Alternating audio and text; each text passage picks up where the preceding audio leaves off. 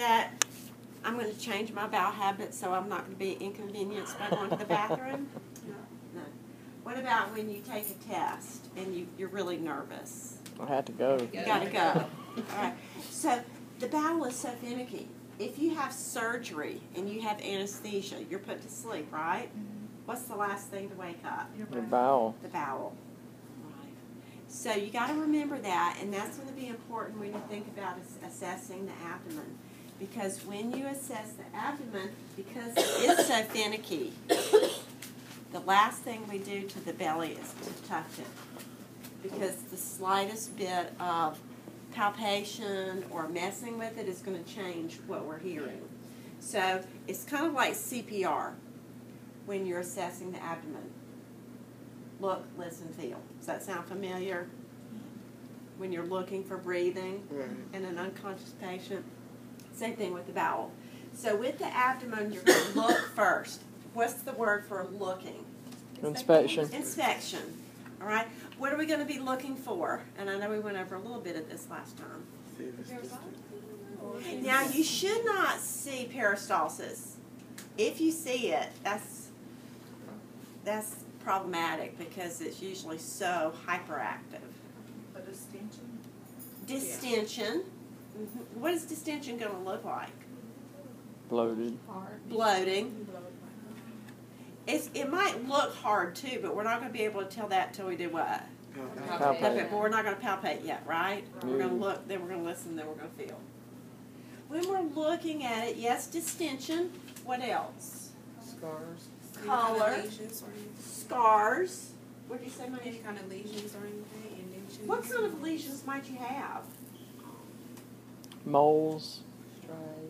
Striae. What's striae? Stretch marks. Stretch marks. Caput medusus. Remember what that is? That's the veins, right? Yeah.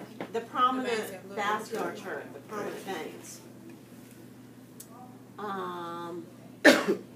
Could you have any bruising or, somebody's getting heparin shots or Lovenox shots?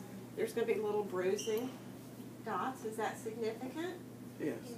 Not so much for an abdominal assessment, but yes, because it might tell us that that patient's prone to bleeding. All right? What about scars? Yeah. Previous surgeries. Is that important? Oh, yeah.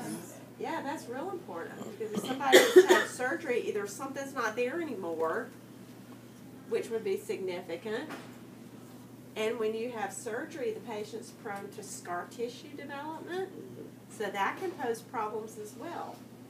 Okay. What about hernias? Yes. Where are you going to see a hernia? The inguinal. Around the belly button or in the inguinal area?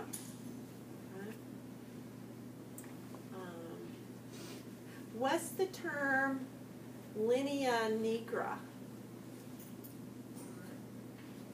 Yes, It's a black line. Your little line there. there's a line. muscle. When does that develop? It goes from like the umbilicus to the pubic bone. Pregnancy. Yeah. Does it go away? Yes. Some people it does, sometimes it doesn't. What does that tell us? Very different. That somebody's been pregnant at some point in time. Right? Right.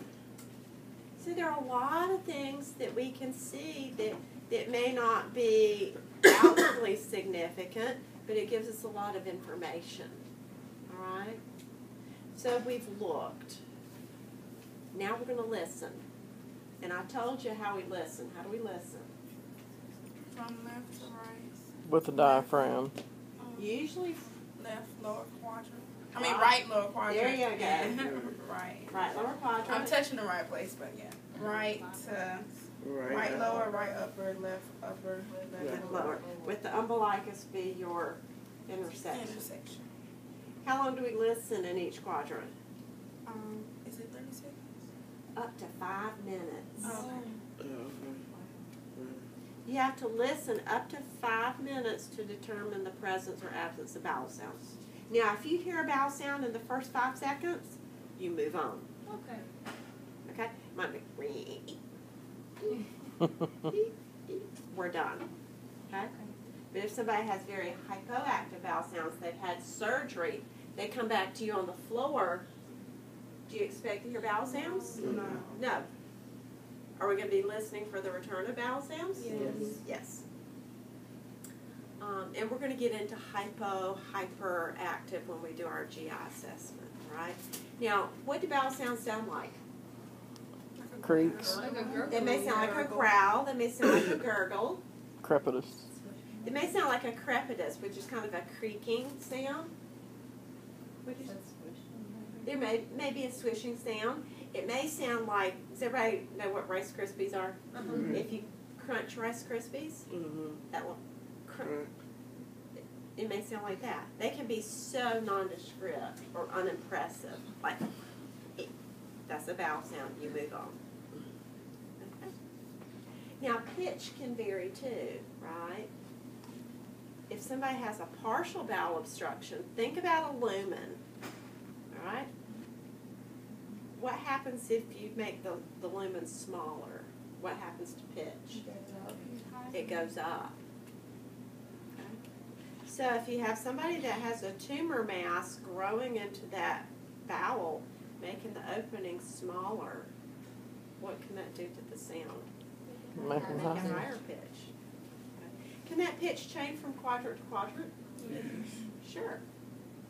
Because you may not have an obstruction here, but you may have an obstruction here. Does anybody know what that really loud sound is when you're hungry and you can hear it across the room?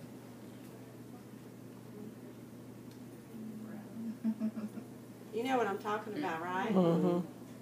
That's called borborygmi, B-O-R-B-O-R-Y-G-M-I, borborygmi, and that's that real hyperactive audible vowel sound. Is that normal? Mm-hmm. Yeah. So that's your word for the day. Borborygmi. Borborygmi. Okay. I've had students say that Bora Bora sound. It's not Bora Bora, it's borborygmi. But that's perfectly normal.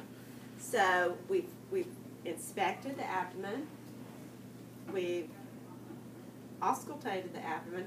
What part of your stethoscope are you going to use? The bell or the diaphragm? Diaphragm. The diaphragm. Yep.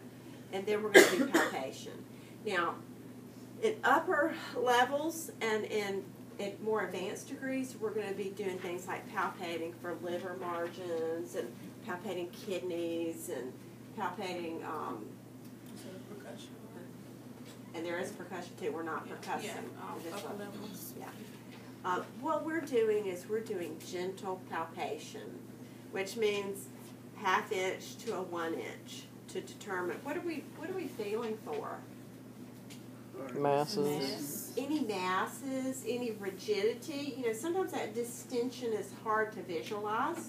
You really can't tell that they got it until you feel for it. Okay? So we're doing just kind of a gentle palpation, and we're feeling to see if they have any pain. That's our biggest objective. Ms. Jones, does this hurt? And see, her body language tells me that she